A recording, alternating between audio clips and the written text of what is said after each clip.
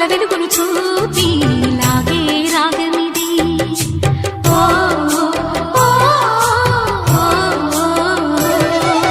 నీలో మమతల మధుని చూసి నాలో తరగని తహతహ దూకి నీకై తరగల పరుగులు తీసి చేరే వేగమిది.